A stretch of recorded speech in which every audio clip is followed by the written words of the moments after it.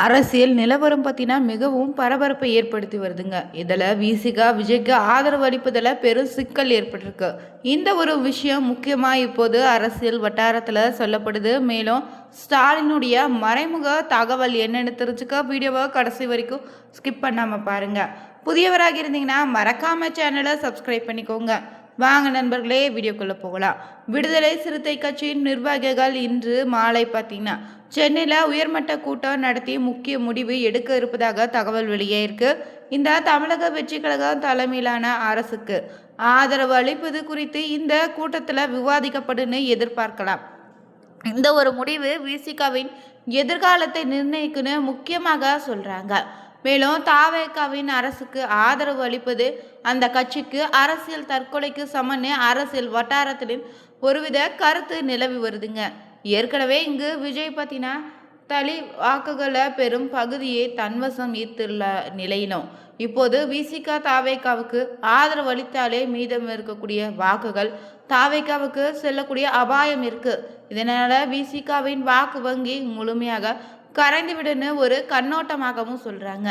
இதுல திருமாவளவன் இந்த உண்மையை உணராம இருப்பது ஆச்சரியன்னு அரசியல் விமர்சகர்களுடைய கருத்தாகவும் சொல்லி வராங்க.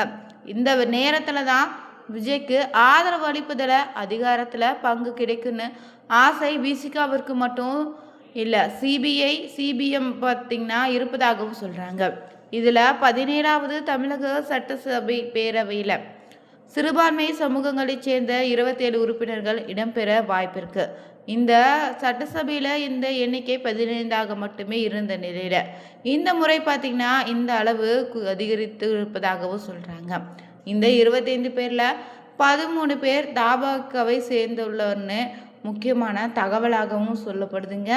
தாவேகா தலைவராக இருக்கக்கூடிய விஜய் ஆர்கே நகர் தொகுதி எம்எல்ஏ மேரி வில்சன், ராணிப்பேட்டை தொகுதியில் இருக்கக்கூடிய எம்எல்ஏ தஹாரா உள்ளிட்டோரே இதில் அடங்குவானு சொல்லப்பட்டிருக்கு. இந்த பின்னணியில் விசிகாவின் முடிவு ரொம்ப முக்கியத்துவம் பெறப்போகுதுங்க. இதெல்லாம் பார்த்தீங்கன்னா தாவேக தலைவர் விஜய் இன்று தன்னுடைய நீலாங்கார இடலத்தில் கட்சி பொதுச் செயலாளர் ப்ரூஸ்லி ஆனந்தோடு 1 மணி நேரத்துக்கு மேலாக தீவிர ஆலோசனை நடத்தியிருக்காரு. அதில் பார்த்தீங்கன்னா எம்எல்ஏக்களுடன் நடத்திய விவாதத்துக்கு பிறகு அவர் பட்டினப்பாக்கம் இல்லத்துக்கு சென்றிருக்காரு. இந்த சந்திப்புகள் தாவேகாவின் அடுத்த கட்ட நடவடிக்கையை தீர்மானிக்கணும் அரசியல் வட்டாரங்களினுடைய கருத்தாகவும் இருக்கு. ஆனால் விசிகா பார்த்தீங்கன்னா சிபிஎம் ஆகிய கட்சிகளை இன்னுமே பார்த்தீங்கன்னா எந்த முடிவையும் எடுத்ததாக தகவல் வெளியாக தான் இல்லை.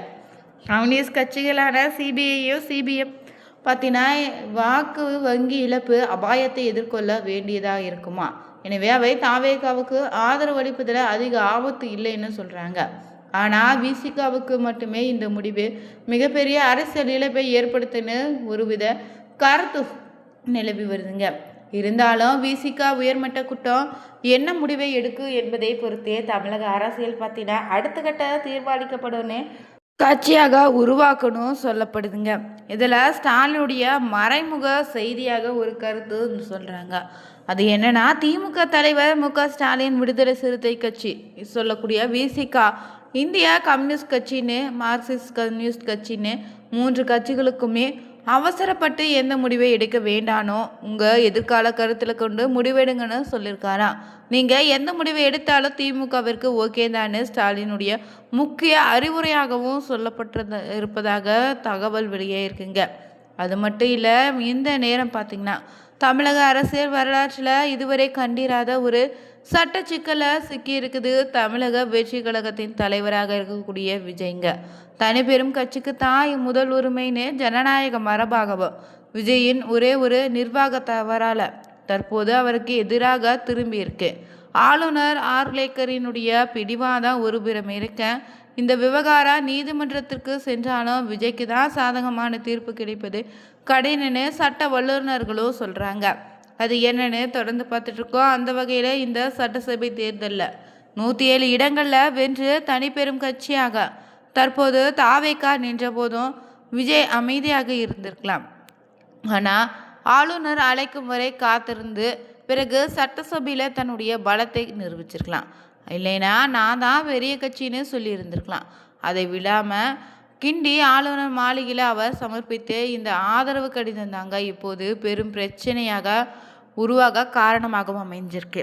தன்னிடமுள்ள 107 எம்எல்ஏக்களோடு காங்கிரஸ் கட்சியின் 5 பேரை சேர்த்து மொத்தம் 112 பேர் தான் அவர் கணக்கு காட்டியதும் அவராகவே தன்னுடைய பலவீனத்தை ஒப்புக்கொண்டது போல ஆகிடுச்சு. இதனிடா உங்களிடம் 118 பேர் இல்லைன்னா உங்கள் கடிதத்தில் தெரியுது, பிறகு எப்படி உங்களை நான் ஆட்சி அமைக்க அழைக்க முடியும்? ஆளுநரின் தர்க்க ரீதியான கேள்விக்கு விஜயிடம் தற்போது எந்தவித பதிலும் கிடையாதா? ஒருவேளைக்கு விஜய் ஆதரவு கடிதமே தராமல் இருந்தால் கூட ஆளுநர் அவரை தனிப்பெருங்கட்சி தலைவராக பார்த்திருப்பாரோ என்னமோ. ஆனால் விஜய் தானாகவே முன்வந்து கூட்டணி கணக்கே காட்டியதால தான் 118 ஏன் வரலைன்னு கேள்வி எழுப்ப ஆளுநர் எழுப்பக்கூடிய வழிவகை ஏற்பட்டதாகவும் சொல்கிறாங்க. இந்த 112 என்பது ஆட்சி அமைக்க தேவையான 118ஐ விட 6 இடங்கள் குறைவு என்பதால் முழு பெரும்பான்மை இல்லாத ஒருவரை எப்படி அழைப்பதுன்னு ஆளுநர் தரப்பு பிடிவாதம் காட்ட தொடங்கிடுச்சு. இருந்தாலும் எஸ்ஆர் பொம்மை தீர்ப்பு உதவுமான இதில் பார்க்கலாங்க. அரசியல் சாசனத்தில் 356வது பிரிவை பயன்படுத்துவது குறித்து பேசக்கூடிய புகழ்பெற்ற எஸ்ஆர் பொம்மை வழக்கினுடைய தீர்ப்பு தான் நம்ம சொல்ல போகிறோம். ஒரு அரசினுடைய பெரும்பான்மையை ஆளுநர் மாளிகையில் தீர்மானிக்க கூடாதுங்க, சட்டசபையில் தான் தீர்மானிக்க வேண்டும்னு சொல்லுது. இதை வைத்து விஜய் தரப்பு நீதிமன்றத்தை அணுக திட்டமிட்டுள்ளதாகவும் தகவல் வெளியாயிருக்கு.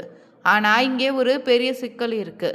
எஸ்ஆர் பொம்மை வழக்கில் சரம்சம் ஏற்கனவே ஆட்சியில் இருக்கக்கூடிய ஒரு முதலமைச்சரின் பெரும்பான்மையை பற்றியது, இல்லைனா தனிப்பெருங்கட்சி பற்றியதாக கூட இருக்கலாங்க.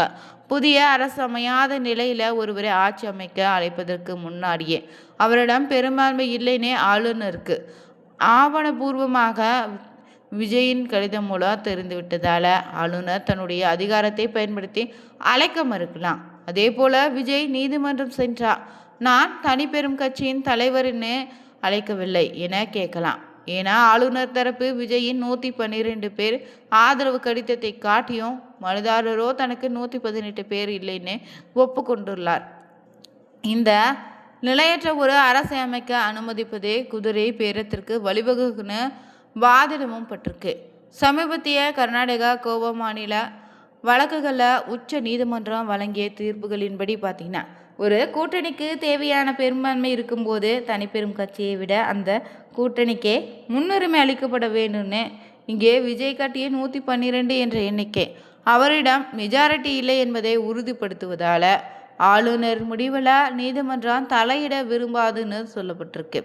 இப்போது விஜய்க்கு இருக்க ஒரே ஒரு வழி என்னன்னா விசிகா, சிபிஎம் மற்றும் சிபிஐ போன்ற கட்சிகளிடம் இருந்து மீதம் இருக்கக்கூடிய 6 எம்எல்ஏக்களின் ஆதரவை பெற்று புதிய கடிதத்தை ஆளுநருக்கு சமர்ப்பிக்க வேண்டிய சூழ்நிலை நிலவுது. தவறான ஒரு மூவ் மூலம் ஆளுநருக்கு கூடுதல் அதிகாரத்தை கொடுத்து விட்டதாகவோ சொல்லப்படுதுங்க. இப்போது சட்ட போராட்டத்திலும் பின்னடைவு சந்திக்கக்கூடிய சூழல் உருவாகி இருக்கு.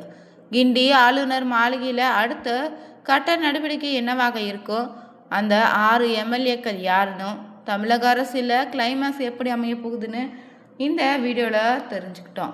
மேலும் பார்த்தீங்கன்னா விஜயனுடைய தமிழ்நாடு முதலமைச்சருக்கான பார்த்தீங்கன்னா பதவியேற்க பலவிதமான சட்ட போராட்டங்களையும் கட்சியினுடைய தலையீடுகளும் பார்த்தீங்கன்னா மிகப்பெரிய பாதிப்பை ஏற்படுத்தி வருதுங்க. அந்த வகையில் பார்த்தீங்கன்னா அண்ணாவின் புதல்வர்களாக செதுக்கப்பட்ட வரலாறுன்னு யாராலும் மாற்றி எழுத முடியாதுன்னு காயத்ரி ரகுராமனுடைய பேச்சு தற்போது பரபரப்பை ஏற்படுத்தியிருக்கு.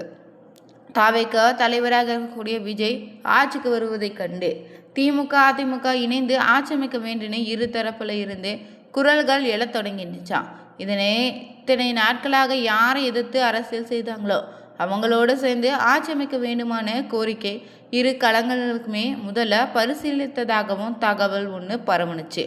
ஆனால் பின்னணியில் அதிமுக திமுக இரண்டுமே மறுத்துட்டாங்க. இருந்தாலும் இன்னமும் நீர்பூத்த நெருப்பாக தான் ஊடகங்களில் தகவல்கள் பற்றினா தற்போது பரவிய வண்ணமாக இருந்தாலும் அதை பற்றி விவாதங்களும் அதிகமாயிட்டு தாங்க இருக்குது.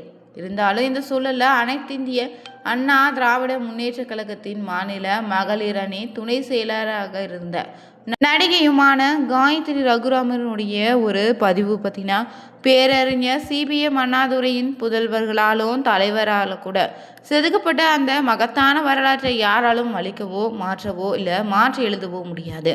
அவங்களுடைய சாதனைகள், தியாகங்கள், சமூக நீதி சீர்திருத்தங்கள், நலத்திட்டனே வளர்ச்சியாகவும் அயராத சேவைன்னு தமிழ்நாட்டின் இதயத்தில் என்று நீங்காத இடம் பிடித்திருக்குன்னு சொல்லியிருக்காங்க. அண்ணாவின் பாதை வெறும் அரசியல் பயணம் மட்டும் இல்லை, அது ஒரு உணர்வு, கொள்கை, சாமானிய மக்களின் கண்ணியம், சமத்துவம், சுயமரியாதைன்னு காலத்தால் அழியாத வாக்குறுதின்னு சொல்லியிருக்காங்க. அண்ணாவின் தொலைநோக்கு பார்வை ஒளியில தான் தமிழ்நாடு எப்போதும் செழித்தோங்கியது.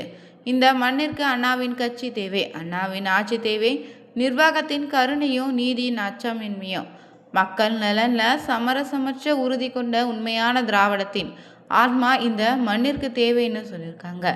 அவருடைய கருத்து பார்த்திங்கன்னா தற்போது பேசும் பொருளாக இருக்குது. மேலும் இது பார்த்திங்கன்னா அரசியலில் அடுத்த கட்ட நடவடிக்கை என்னன்னு தெரிஞ்சுக்க அடுத்த வீடியோவை நீங்கள் தொடர்ந்து பாருங்கள். இந்த வீடியோ பதிவு பிடிச்சிருந்தா நீங்களும் விஜய் ரசிகராக இருந்தீங்கன்னா மறக்காமல் சேனலை சப்ஸ்கிரைப் பண்ணிக்கோங்க. Thank you viewers.